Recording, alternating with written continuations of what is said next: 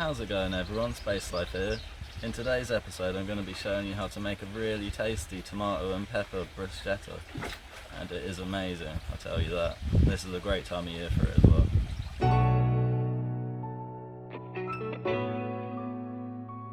So first you're going to start with your tomato. Now we want it all pretty finely chopped. I always take the centre bit out because you don't want to be chewing on that halfway through.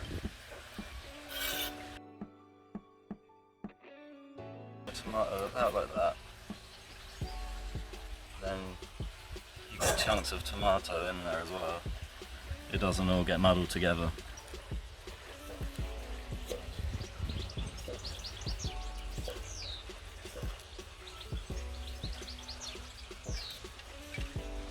And now for your peppers. And you want these pretty finely chopped, not too fine. I'll show you how.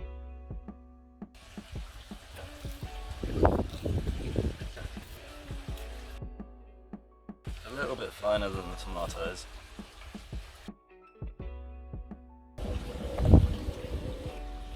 And now for your yellow pepper. Now it's time for your red onion.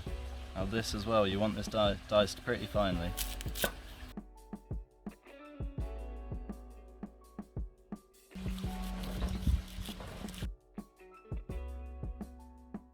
Then this can go in with your peppers and tomatoes.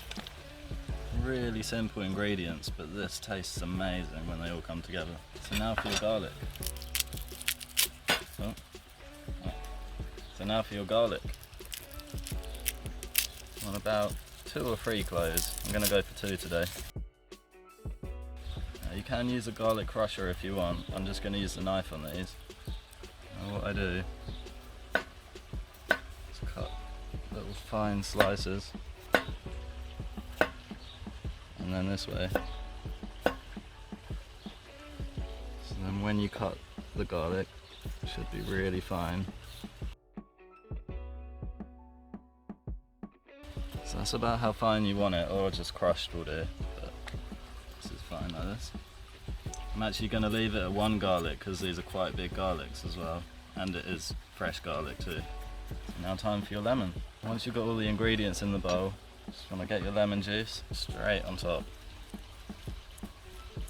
The acidity in the lemon will actually help cook some of the garlic and onion, release a lot of that flavour from the tomato and peppers. About a tablespoon of olive oil. Now for your salt and pepper. Now it's all ready in here. Now you just got to mix it up. Make sure you incorporate all of the ingredients in there. You can smell it already, the flavours are all coming out of here. Once you have it like that, all the lemon juice, olive oil, salt and peppers all incorporated nicely. Now leave that to one side. Now it's time to toast your bread. Now all we've got to do is add this amazing topping to it. You can see there's so much flavour going on in this bowl. So then simply just pile it on.